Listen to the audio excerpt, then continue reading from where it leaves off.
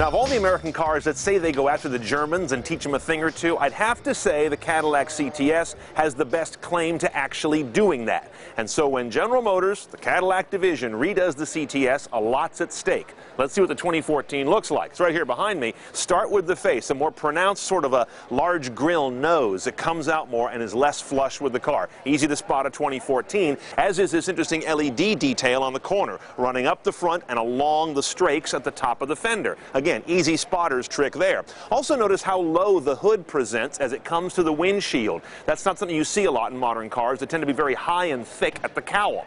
This car is about 4 some odd inches longer overall. 2.5 of that is in the wheelbase. A little bit longer, bulkier rear overhang as well. But the car presents wider, even though it's actually a little narrower, because it's come down and gotten longer. And underneath all these styling cues I'm showing you is a big weight loss story. They pulled some 300 pounds out of the weight of this guy from the 2013, using mostly some aluminum structural components. That's a big weight loss for a vehicle that has actually gotten longer, but stays in the same size class. Now, what's more fun after you take out 300 pounds from a car's weight than to add a whole mess of power to move that around? That's a good formula. Here's the other part of the story. This is the new top-end engine for the CTS.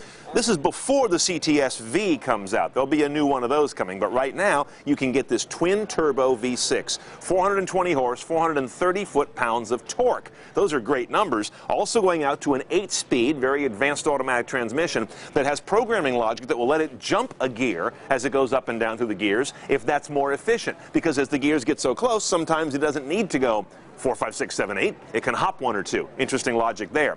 And note this design feature. This car has got a cast-in exhaust port, not a separate exhaust manifold here where the turbo attaches. That means that as soon as the exhaust valves open and expanding gases are coming out, they are driving the turbo almost immediately, not having to wait to pass down through an exhaust manifold and then get there. This should lead to much reduced turbo lag, and of course that's one of the key things in a motor like this.